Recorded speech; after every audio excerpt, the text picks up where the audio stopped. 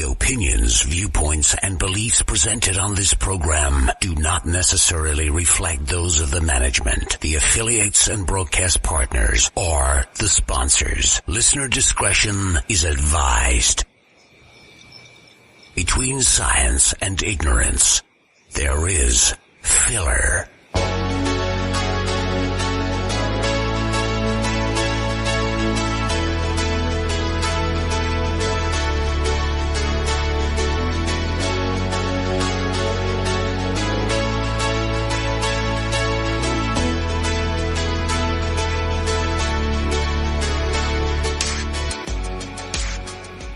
And good evening, everyone, and welcome to Paranormal Filler, March 27th, 2016. Happy Easter, everyone. And I think I muted the music too much. Anyway, it is time for our 2-hour Breaking the News special. I am joined tonight.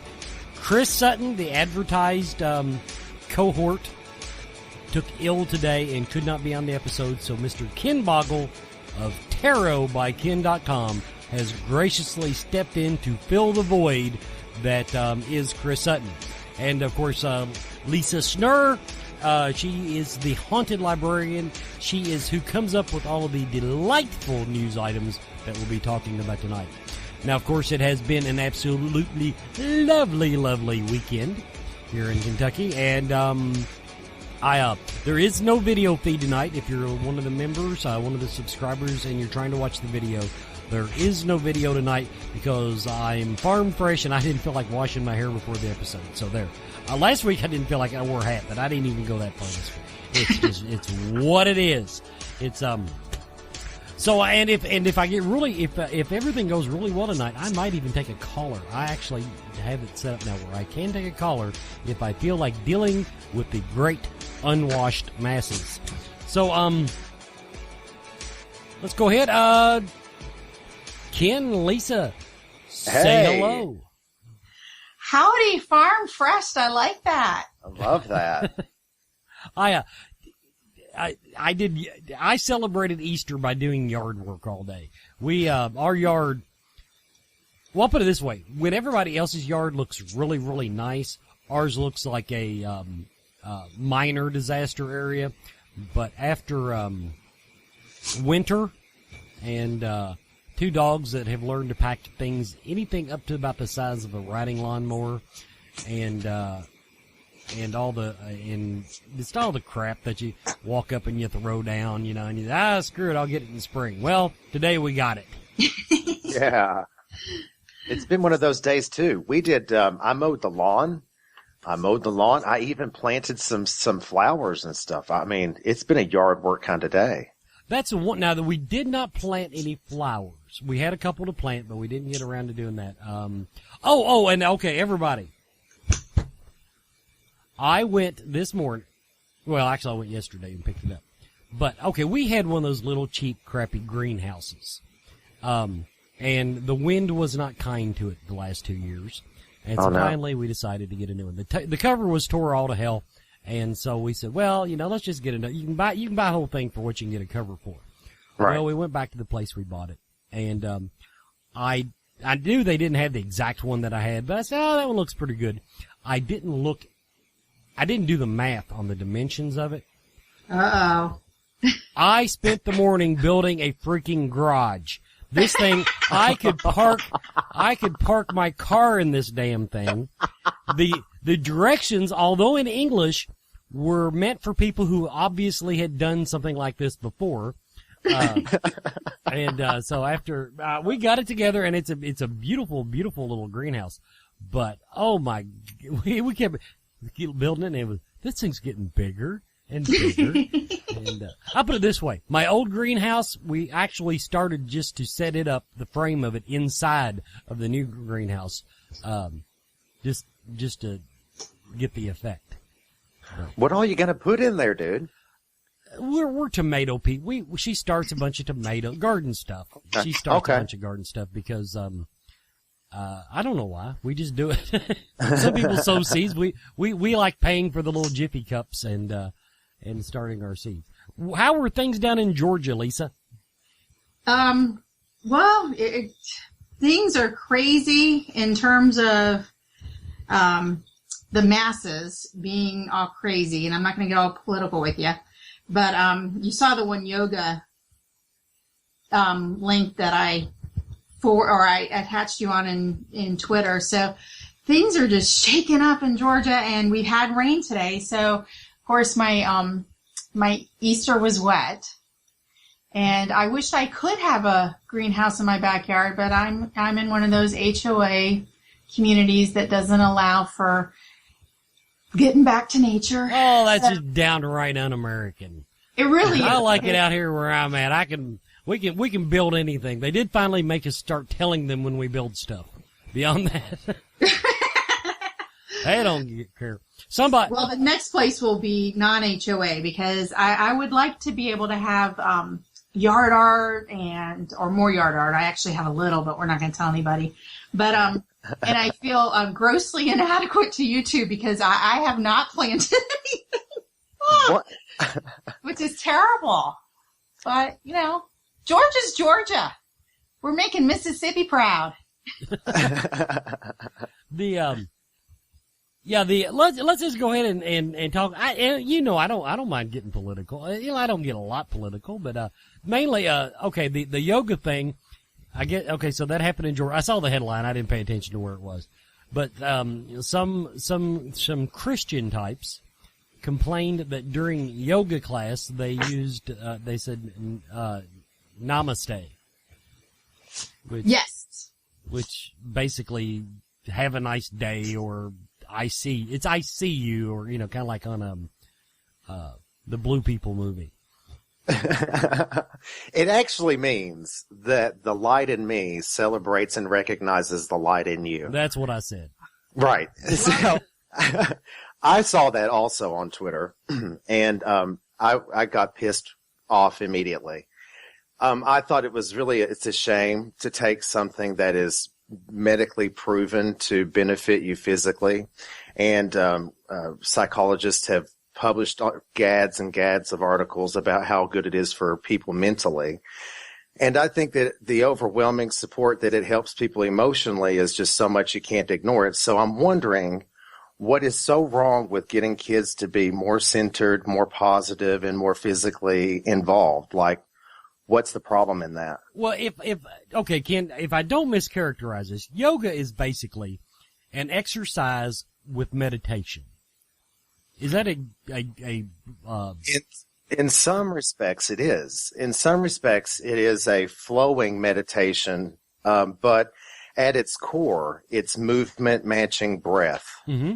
That's basic. That's just the basic principles. Whatever you do with it beyond that is your own thing. But in this case, if used in physical education, it should be a lot of stretching and breathing and connecting your body with the movement of your breath. So basically what we're saying here is that the Christian right, I'll throw that in there because it's not all Christians, but the far Christian right complaining about the I guess it's a Buddhist tie-in. Right. It's just like if everybody else starts complaining that no, the Muslims cannot have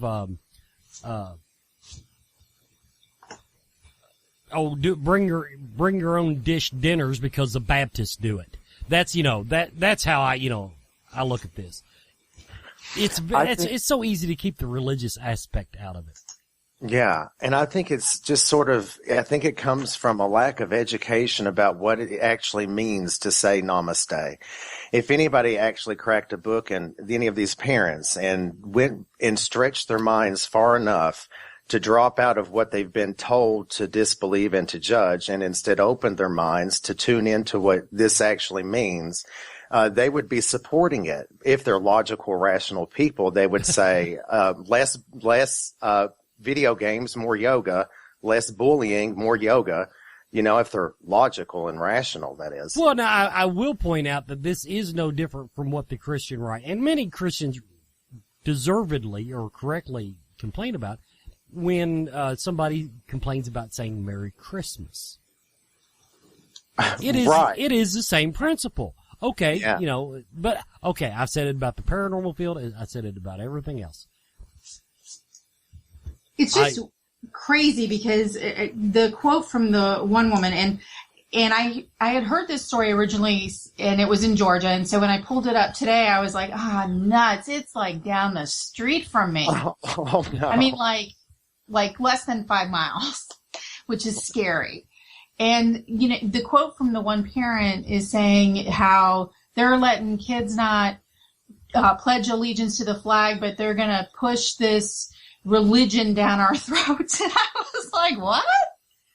Oh, my stars. Educate yourself. Now, see, okay, I go the other way. I have no problem with yoga and namaste, but at the same time, I think the Pledge of Allegiance is a good thing. Yeah. You know, I'm not saying that you have to say the pledge, you know, but learn the damn thing and, you know, be able to say it and then say it if you feel like it.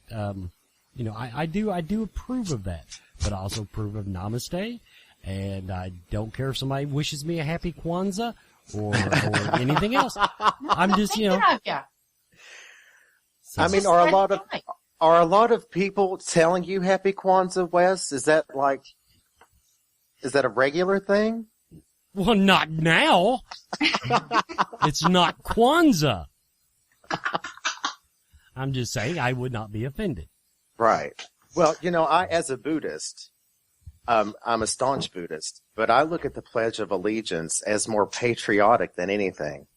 And I think that if you do live in a country where people actively give their lives for the security and your well-being, then you should pledge allegiance to that country. And I do think that if it's against your religion to say God, put in what feels good to you, but respect the process at least. And I will respect your prayers and you'll respect my prayers. And that's what America's about. It's the melting pot, not my rules are better than your rules. And you got to do what my religion says. It just doesn't make sense. Well, that's what I was referring to before. We see it in the paranormal. Paranormal unity. I mean, basically, it means let's get everybody's opinion as long as they agree with mine. Right. And so, okay, let's start the list of people that I've offended tonight. Right-wing Christians. Check. And paranormal unity. I think I've not said anything to make the Buddhists mad at me yet. But give me time. We're warming up. Okay. Let's actually get to a paranormal story. We got a couple minutes before the commercial break. Let's pull one of your stories out of your hat. You want a short one? I don't care. We can talk about it after the break, so it doesn't matter. Okay, because we can, how about that study? And Ken, you might not have seen what I posted this week, so I'll give it, I didn't see what you sent me till 5 minutes before the show, so great. Oh, that's okay. No, you actually responded to my tweet on this a couple days ago because you can't see me, but I'm doing air quotes with the word study. But the researchers in Shanghai Institute for Biological Sciences conducted a survey that was published in the publication Human Brain Mapping. Ooh, sounds good, right? Claims that we have a bug in our brain where we have a temporary breakdown of communication between our brain and our eyes. And when we have that breakdown, that's when we experience our paranormal experience. We see something, and so it's not paranormal. It's just our brain and our eyes, they're not communicating. And I had tweeted it and put on there how I was very skeptical of the research because the research they're proudly boasting they conducted the research with over a dozen volunteers. So that means 13. Right. 13 people in Shanghai, China, not the bastion of paranormal activity or acceptance, maybe.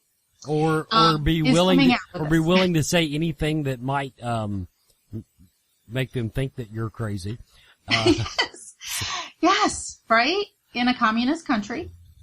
So okay, let's talk about it. Let's go ahead and do the break. We'll talk about it. We're talking about the study where paranormal visions are caused by a communication breakdown between brain and eyes. We'll be right back. TarotByKen.com. Unlike other tarot readers, Ken reads multiple spreads during each session to provide you with clear, concise answers and guidance. Don't take my word for it. I'm just a voice on the radio. From Kelly, one reading with Ken completely changed things around for me. Jennifer, I feel so rejuvenated about my life. Melissa, it has changed my life. Visit TarotByKen.com to arrange your own tarot date, or you can call or text Ken at 859-229-4833. And we're back with Paranormal Filler.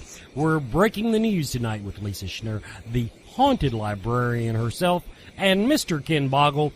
Right now, we're in the middle of the story. Paranormal visions are caused by a communication breakdown between brain and eyes. What else was you going to point out about this study, Lisa? That's about it. Okay. Here is Wait, I do have something at the end of the discussion to segue, but... I don't do segues. Okay, here is my thing about it. Even if the science is good, even if all 13 volunteers, how did they get these people to witness a paranormal event to know that it was not a paranormal event? They did. See, it makes the assumption that because something can be faked or recreated, that it is faked or recreated. In other words, I'm not saying that people don't imagine stuff. People imagine stuff all the time. Some of my own sightings, I fully disclose that because of the location I was in, because of the circumstances, I might have imagined the entire thing. That does not explain the audio and video evidence that I have collected, and photographs that other people have collected that have a few have impressed me. So, in other words, it makes an assumption that I don't think any study of this type could back up. Right, because all they did was look at an optical illusion and took their responses and their comments related to that. And so they were kind of making the link that an optical illusion is similar to experiencing a paranormal phenomena, which is kind of a stretch. Can I say something about this? Love, yes, yeah. If you're telling me that you're connecting a disembodied voice to staring at a newspaper puzzle where you stare into it and the optical illusion dinosaur pops out, if you're telling me that these in your science project are the same thing, then you have no idea what you're talking about. And you should take several seats, because the paranormal happenings cannot be manufactured in a way that would make this a viable scientific study. Because if it were, the paranormal happenings would be able to be manufactured in the exact same way with every single one of the participants. And the paranormal doesn't happen like that. But so the whole project is littered with holes. So I don't agree with that at all. Well said. Thank you. Thank you. Concur. Yes, exactly. But but what was interesting is the segue part is an expert, and I clicked off the link so I don't have it, but they quoted an expert in parapsychology, who in 2015 claimed that there will be a decline in paranormal phenomena because everything will be explained shortly, and I'm presuming that's like 20 years maybe, through neuroscience and psychology. And I thought that was interesting to pull in. Well, isn't it that they've been claiming that since the 70s?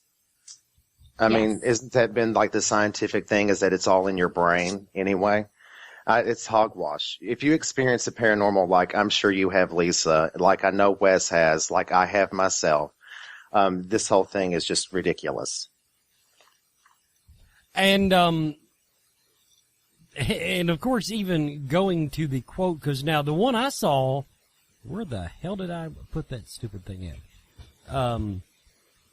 Thoughts on the decline of major paranormal phenomenon. Yes. That was 1989. No, wait a And minute. that's No, my that's the one. No, segue. I'm sorry. No, that's that was apparently some 1989. quote. Yes. Okay, It was. okay. No, just like in that time period, right out of the 70s that Ken was mentioning. Right. Last month, I talked about this article because University of Virginia still conducts experiments, and they look at more of near-death experiences and children who can recall past lives. And so they're kind of very narrowly focused in their research. But the president of the Society on, oh crap, I lost the name. Anyhow, he wrote this paper and gave this speech in 1989 about thoughts on the decline of major paranormal phenomena. And he talks in here why the phenomena is declining. And he comes up with some really good reasons as to how to kind of change direction and study paranormal phenomena in more, not in the laboratory per se, but where they can find places to study it. And one of them was to go into Asia and Africa, and where they haven't necessarily been overwhelmed with the media, the entertainment purposes, and so forth. And also to go to other underdeveloped countries and look at listen to their stories. And because it is cross-cultural. And he also talks about finding, and I'm trying to locate it, is to find people. The decline actually was tied to their lack of finding young people to carry on the torch, to carry on the studies. And because of it kind of fell in proportion to people not believing in life after death because of materialism and morality, and we can do everything we want right now because we aren't going on to another life. So let's just be that person we would never think to have been 100 years ago. And so here it is. They're not gaining the interest of well-qualified younger investigators with new ideas in sufficient numbers to succeed. And I think that's our problem still today. What do you mean? Because the qualified young investigators might be a stretch, but I mean there's a lot of interest in it. But once you get out of paranormal TV, there's not a lot.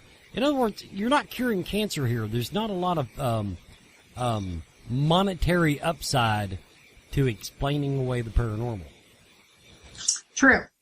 And he mentions that too, that changing economic conditions, where you had in 89, the major universities that did have parapsychology departments were closing them down, and so funding dried up. And so now it's kind of like, if you don't have something sensational enough to be on TV or to sustain those few shows that are on TV, then why would people do it? And also, the other thing he mentions too is before he looked at some of the research, he thought that the decline was because people were afraid of what they'd find. Like, I've been to an investigation before where I've walked out and said, I can't have any of this attachment. I'm afraid of what I'm going to be involved with here, and so I don't want to be involved. And he thought that would be the reason for the decline. And that isn't. He found one of the reasons he found was scientists were afraid of what their peers in other sciences how they would judge them. Kind of like with Bigfoot, right? Yes. Mm-hmm. Okay. I follow. Yeah, I mean, We need more Mulders and Scullys, I think, is what we need. We need more young weirdo investigators to go out there and scientifically prove what it is that we're all involved in.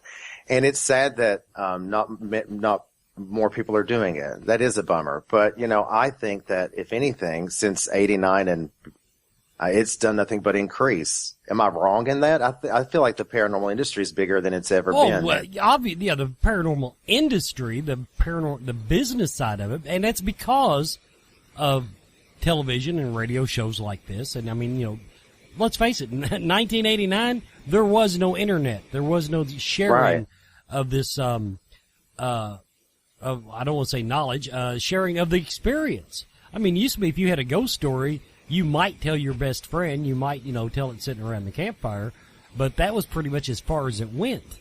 Now, if you're really good, you can get on one of the TV shows and tell your ghost story, but even then, I mean, you can go on a message board. So, it's a self-sustaining, genre, you might say, because there's always going to be people interested. Now, interest will wane and it will ebb, but yeah, I don't see it going away, just because even when there's so many facets of it. So let's say you do that study and your eyeballs are out of skew. That doesn't explain this phenomenon. That only explains one phenomenon, and so on and so forth down the road. So I don't, okay, colleges not having parapsychology departments. First of all, if they were making money on it, if there were enough kids signing up for it, there'd be parapsychology departments. Absolute truth. And so there's just fewer of them. That is all absolute truth. And that's a bummer too, because I believe that there's a lot about the parapsychology field that has to be a part of our everyday experience, because the paranormal is such a part of our everyday experience. You know what I mean? And we need more parapsychologists and more colleges to take this kind of study more seriously. And it's a shame to do away with such a fantastic field of study. If it were political science, they'd be all over it, But, but at the same time, you gotta look this way. How many colleges do you know that have UFO studies? Find me a ufology class in a major university. Or a minor university. Or, any university. Lexington Technical College. I mean, any place. And, so the fact that, hey, we're ahead of the game. At least there are still some places doing parapsychology studies and teaching and research. So, cryptozoology, find that in the UK curriculum. Well, I will say a lot of community colleges do offer for the community ghost hunting 101 classes. Oh yeah, well, those are on the rise, and I think that's fabulous. Patty Starr used to teach one at Lexington Community College. Mm-hmm. She So, I mean, it's out. In other words, people are just, the guy had to have something to write about. Okay, let's do a commercial break, and then we'll take off with our next news story. You're listening to Breaking the News on Paranormal Filler.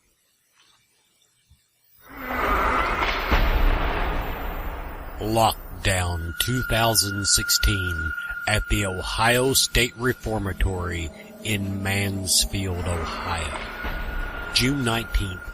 Join Paul Bradford, Brian Cano, Christopher St. Booth, Deb and Nick Lance, Chris Debin, myself, and many more icons of the paranormal field. Enjoy a celebrity meet and greet, an investigation of the entire prison, including areas that are normally not open to the public. There's even a magic show by illusionist Reed Masterson of Impossible Magic. All this and a late-night meal with the celebrity guest. The proceeds from this event benefit Unity, a Journey of Hope, a charity that grants wishes to adults with life-limiting illnesses. Purchase your tickets now at lockdown2016.eventbrite.com or visit Unity ajourneyofhope.org to learn more. Unity, a journey of hope, changing lives one wish at a time. And welcome back to Paranormal Filler, where we are breaking the news. We've broken 2 stories tonight, just busted them all to hell. What's up next, Lisa? I tell you, Wes, I think you've been working on your segue skills.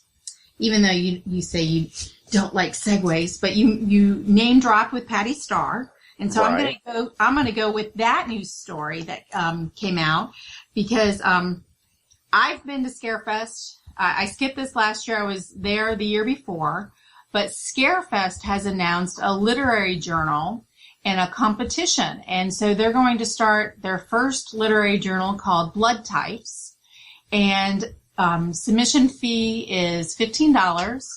And people who the deadline is June 30th to submit, and authors who are selected will be included in the literary journal that will be for sale at the Scarefest convention in September. But some of the authors will actually will be invited to a panel discussion, and I think this is a great opportunity for people who are some of your listeners and people who I know who write either scary stories or horror stories, but to be able to it's either short fiction, which is sometimes called flash fiction. So it'd be like, I'm not sure if they say the word count, but usually it's less than 300 words, or poetry. And I think this is a wonderful addition to Scarefest, is to incorporate a literary journal. God, I hope it's more than 300 words. I can't say anything in 300. Well, it might be. I'm trying to see. It says that they are hoping for content no longer than 2,000 words. There you go, 2,000. Okay, there you go. Thank you, Ken. There. Very well. I can nail it down in 2,000 words. But Wes, listen, Wes, they're also considering poetry as well. There you go. That's your alley. I've ran out of words that rhyme with Nantucket. And I'm still working on orange, but I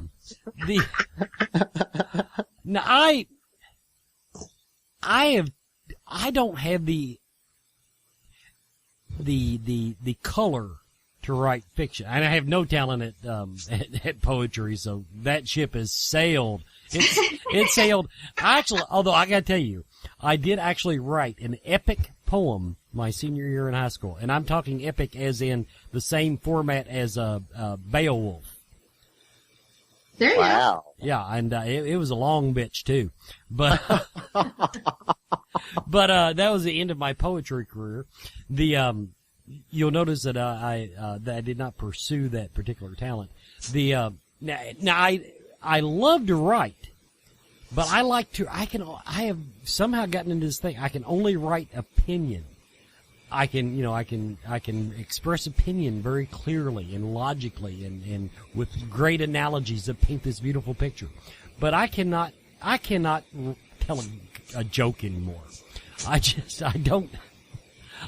don't have whatever it takes to sit down and write a story. Well, I disagree with that, Wes. I think I think you could turn something out. What do we got to pay you? We should get a GoFundMe and get you started on this literary path.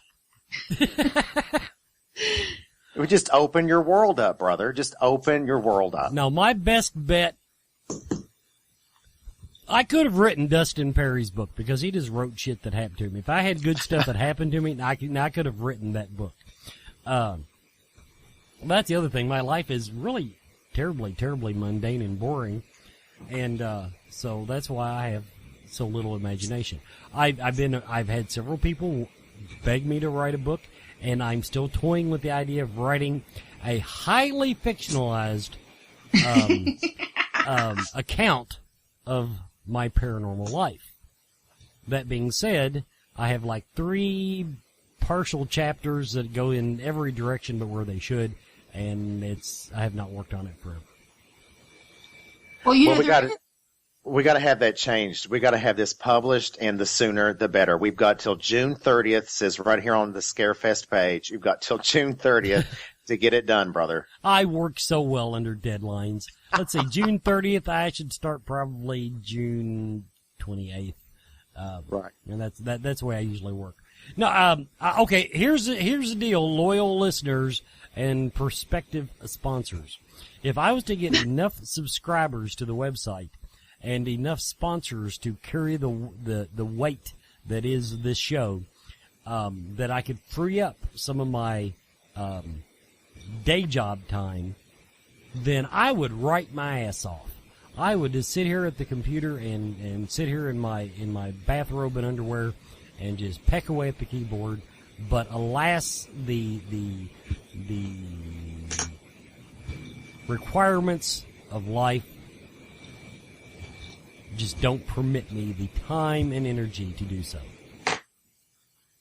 Well, We can change one of your stories, though, and make it creative nonfiction. That's a very popular genre of writing. And, I know it says fiction, but, or another thought I had was write a fake news story and write an opinion on that. And that would be an interesting read.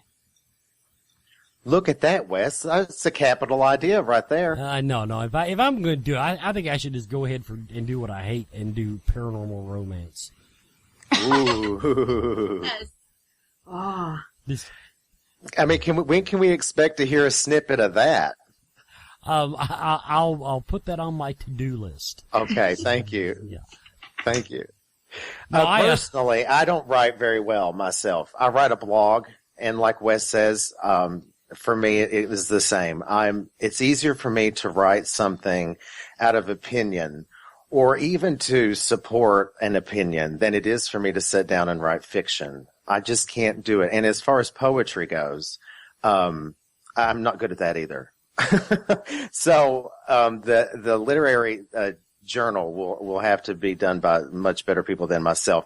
A friend of our show, Wes Forsythe, a friend of our show, Kelly Grotee, and Melissa Nicholson and Carol Nicholson, they are all wanting to participate in this. And actually, now Melissa just threw out a good idea for me to write about. I have gotten hooked on all these zombie shows. Mm-hmm. I watch The Walking Dead. I'm currently watching Fear of the Walking Dead, although for some reason Netflix doesn't have season 2 even on DVD. Z Nation. I'm becoming a big fan of the genre. Now, here's the thing. I could probably write a zombie apocalypse survival guide because I see people in these shows do the stupidest freaking things that, it just blows me away. Okay. Such as, if you are driving down the highway after the zombie apocalypse, slow your ass down. Every one of these damn shows has somebody going 60 miles an hour because there's no one else on the highway, and then boom, somebody either sets a trap, or they run into a zombie horde, or they flip the car because, they do whatever. Just take your time. It's the apocalypse. It's not going anywhere. And the other thing is that really irks me. Okay, you're driving. I understand there are no gas stations open. You're tired. You're running. You can't find cars to siphon the gas out of. Still, when your gas gauge says empty and you run out of gas, don't be freaking surprised. Yeah, that's true. Oh my God, we've run out of gas. And I'm like, yeah, I dare say the gas gauge said, is probably a little below the E mark. That happens. Deal with it, expect it, but, things like that. Well, that kind of ties into another study I tweeted about, the place to go in the U.S. if we encounter a zombie apocalypse. I saw that tweet, and I never did read it. What the hell was that all about? And you're right, I'm doing these segues telepathically. You're kudos. You're getting like A+ there. But it talked about how zombies are slow, and so you want to use that to your advantage. Unless it's World War Z. Now, for the record, there's World War Z that had fast zombies, And then Z Nation actually has some fast zombies, but continue. Oh, that's okay. And so it did a simulation as to the takeover of the nation if it started in the Pacific Northeast. And so you have like New York and that area. You want to flee New England like pronto. And then it would take a week for the outbreak to get to South Georgia, Florida. But the place to go and survive and to kind of wait it out would be the Rockies, where you would use the heat and their inability to scale mountains and so forth to find you, to eat you. And so the Rockies would be your number one destination. See, now, okay, I was thinking that, although I didn't go up to the Rockies, but I was thinking mountains. Places for them to walk off of, because they're really freaking stupid. So, I'm walking, they'll be walking along the cliff and they'll fall down and have to start over, even if it doesn't kill them. Although, you know what? I mean, hey, if we're going for head injuries, very few zombies wear helmets. So we've got that. The other thing is, the way they stumble around, I would think walking up anything would just be really, really, in other words, oh no, there's zombies at the bottom of the mountain. We've got like 3 weeks, for them. Right. It would be challenging for them. Yes, it would be very challenging. That's a good word. And actually I had another cogent point on that and I've already forgot what it was. But yes, the mountains makes a lot of sense. Now here's something along those lines. And the Rockies would apply. I've never seen, Z Nation just kind of ignores it, but okay. Knowing that zombies are dead and the brain is running the body with what's left, I would think that any cold climate would really be hard on a zombie. Yeah, I would think so. Like, wouldn't limbs fall off if they froze? Well, I mean, they're already rotting anyway, so okay, we'll suspend disbelief for the sake of that. But I just know okay, my fingers are healthy and they get stiff as hell, when it's, cold. So and I'm wearing mittens. So I would think that a zombie with no blood flowing, I would think that they would become very, very, stiff and non-motion. But then how are you staying alive in these cold temperatures? Well, I guess I'm eating polar bears. I don't know. Peanut butter and ammo, buddy. Peanut butter and ammo. It's good for any apocalypse. Okay. And Twinkies. Yeah, because I don't care what the manufacturer says, they do last forever. But no, okay. The survival part of it, that's a whole separate topic. If you're going to survive the zombie apocalypse or any other apocalypse, certain preparations need to be made, such as food, potable water, firewood, etc., etc. So, taking that into consideration, I do believe that high, cold climates would be extremely conducive to surviving as long as possible in the zombie apocalypse. And if they happen to be on the edge of a sheer cliff, even better. Yes. There you go. Yeah. There you are.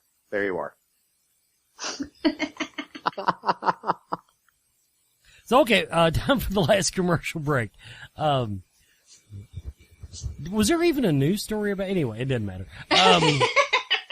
Okay, let's. I'll do this commercial.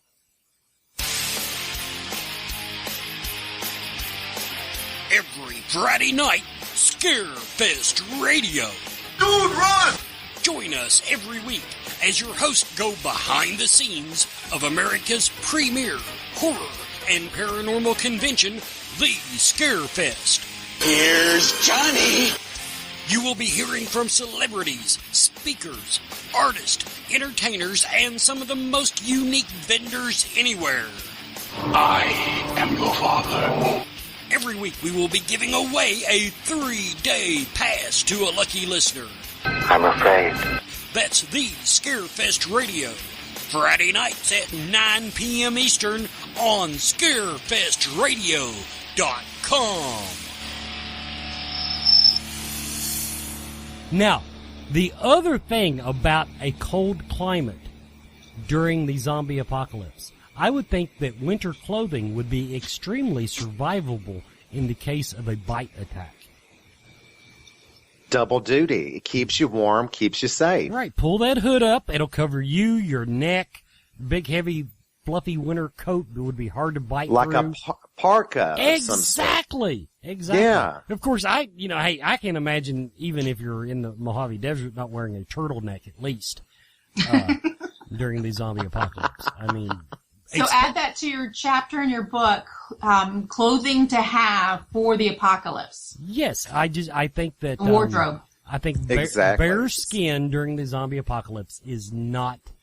Let's just call it a fashion faux pas. Well done, Wes. Well done. Okay, Lisa, let's go on to another story.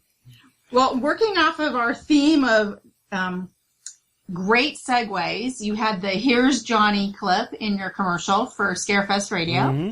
So the Stanley Hotel came out this week and said that they are suspending paranormal investigations at the hotel, the iconic hotel from the movie The Shining, based off the book by Stephen King and made by Stanley Kubrick in 1980. And so the officials announced the suspension of the investigations, but not the nightly ghost walks and historical tours.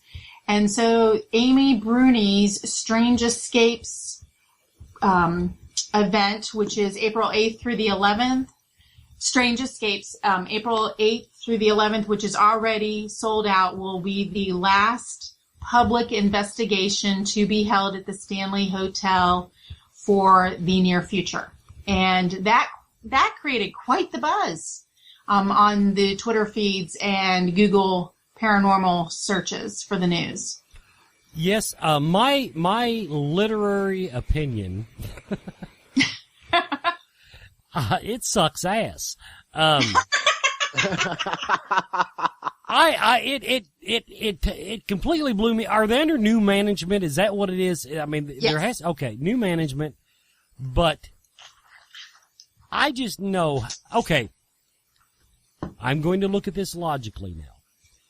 First of all, they've invested a lot of money in the years over building this as a paranormal destination. A. B. Name me another good reason to go to the middle of, it's almost said a dirty word. Timbuktu, nowhere, Colorado. A place you cannot even get to if it rains half an inch. I mean, roads wash out, it's Armageddon. It's, that would be a good place to spend the zombie apocalypse. It's in the middle of nowhere. It's one of those places, those little towns that the interstate revolution left behind. And to just write off that segment of your business, just to say, no, we don't need that anymore. To me, I don't have a hound in the race. I do not own stock in the company. So, but I just think it's a horribly, horribly bad idea. Well, apparently it's a destination for weddings, is what they're citing. Well, yeah, but so what's that have to do with anything? Do you think, admittedly, it is already a destination for weddings. That begs the question, how many people are saying, no, I don't want to get married in the Stanley Hotel. They have ghosts. I think that's the only reason why they're getting married at the Stanley Hotel is because there are ghosts. Yeah. And surely whatever that Stay Put Colorado or wherever the hell they're at, I just can't imagine there being that many weddings locally that want to make the trek. I'm sure it's a beautiful place. It's on my bucket list. Of course, I guess I've taken it off the bucket list now because if I can't ghost hunt, I don't care if I go. But It was a great disappointment to me. For me, I looked at it and I said, I think that this is a clear indication of biting the hand that feeds you. I think that there are places as beautiful as the Stanley and as historic that fall by the wayside every single day, and that them turning around and saying that they don't need a group of people's patronage anymore blows my mind. Sure, you can have your weddings. There's not a whole lot of weddings happening at 12 o'clock at night, are there? I mean, Not that I know of. Exactly. Why can't we do paranormal investigations? Furthermore, it's not hurt you any. If it has, please explain to me how having a constant stream of people wanting to stay at your business is bad for business. Explain that to me. I think it's a slap in the face, and what they should do is issue an apology to everybody who's ever spent a dime there and kept that place afloat. It's shameful. I'm a whole different character on filler this evening. I'm like, I'm not having it. I'm not having it. Anybody listening on Twitter or listening and is on Twitter would like to tell us why they think this is a good idea? I've not heard anybody for it. I don't myself. I'm very sad because it was on my bucket list too, and I feel sort of shortchanged. You know, like I really did miss out on something really special. And that's just, it's a bummer. And I just can't imagine for the life of me that us bringing money there is bad for business. Okay, my prediction. In a year or two, they will tough it out for a year or two, but in a year or two, they will start easing back into it. Maybe not doing the nightly hunts or whatever, the tours like they were doing. But I'm willing to bet that when those weekends are suddenly freed up, that Amy Bernier is booking now and, all these groups are booking. When those weekends suddenly stop filling up, I'm guessing they're going to reconsider their business decision. Hey, and I could be wrong. Maybe they've got weddings so backed up. Maybe so many people in Colorado want to get married in the Stanley Hotel that, and God bless them, and I wish them all the luck in the world. Well, I'll tell you, Wes, I bet you're right, and I'll go you one step further. I bet when they do slowly start opening it back up to the paranormal, they'll charge us even more money than we were being charged before. Take it away, they want it even more. That's the whole philosophy I think they're gonna go with when they realize that they've made a huge mistake. Oh, and honestly, hey, and that's fine if they do. I don't care if they charge. I don't care what anybody charges. I believe in charging what the market will bear. That is why the first hour of my show is completely free. So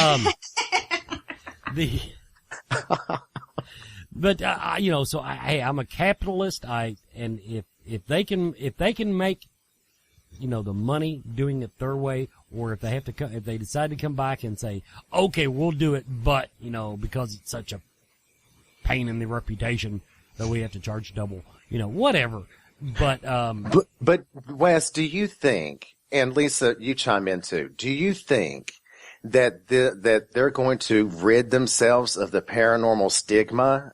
Do you think that it's ever going to go away? No. I don't. No. So what is the point? Right. So what are you trying to prove? First of all, I can't even imagine talking about if you take the haunted history out of the Stanley Hotel, well, it was a freaking day spa. I mean, I don't know how much happened there. Maybe it's just loaded with history that I don't know about. But, most of the history that I've heard of it, of course I do come at it from the paranormal side of the equation. It's all, it's this room, Theodore Roosevelt stayed in this room and they say that he still haunts it. That kind of stuff. In other words, if you, and then plus, now here's another thing, and this kind of goes back to what Ken was saying. They're still going to have the people stay at the hotel. Mm-hmm. And if the place is haunted, they're still going to have these experiences, and they're still going to be freaking bugging the piss out of them. Yeah. To let them, can we bring our group in here? Can we do this? Can we do that? Oh, I would even bring a group if I was staying there. I'd bring my stuff and just have my own. Exactly. Who I'm with. Exactly, so Lisa.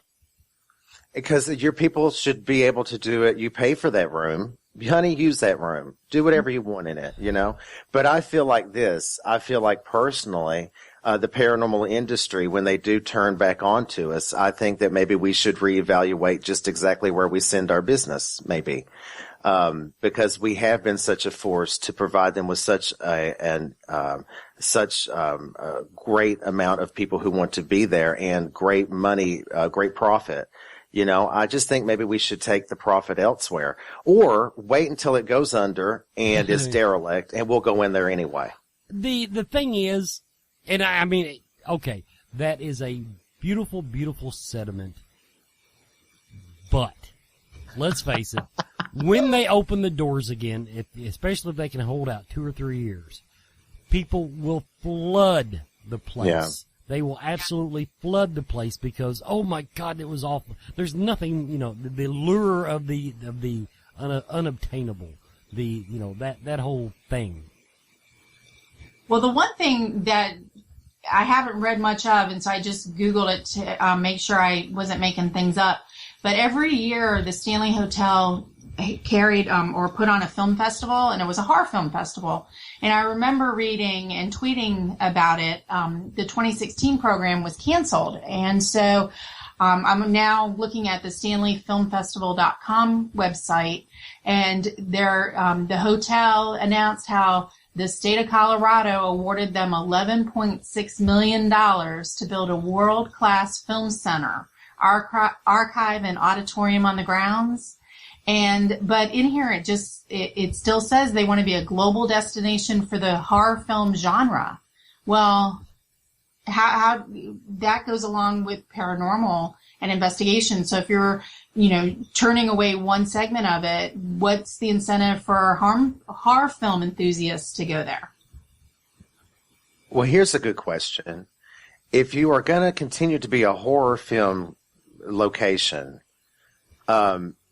which is, like Lisa says, directly related to the paranormal of it all, then why not have the paranormal investigations unless something has happened during an investigation that you just don't think is good for business?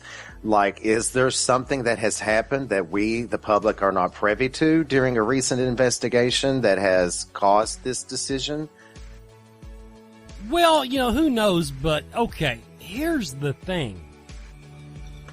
Now, this is my own lack of understanding of psychology, I shall confess.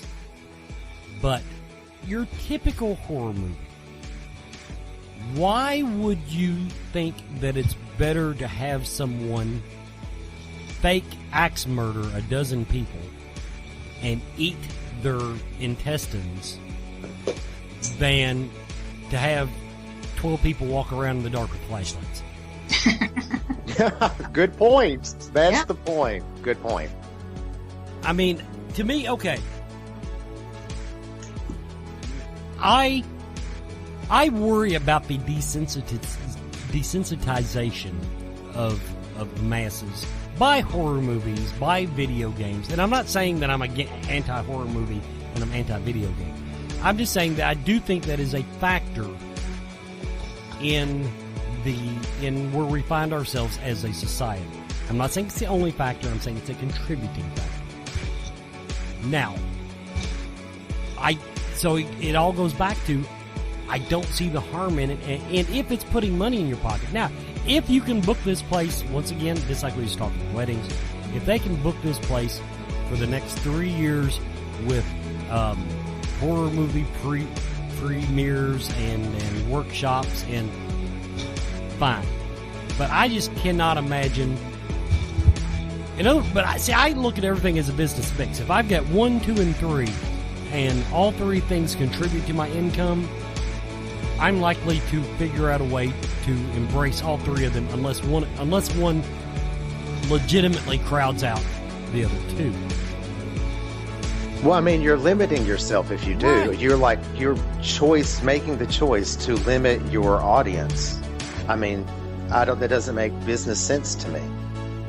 And I'm sure when they booked Amy Bruni, and I am sure that they have a profit margin. In other words, who knows? Maybe we're small potatoes. Maybe I don't know all the facts. Maybe we're just not worth the trouble. Paranormal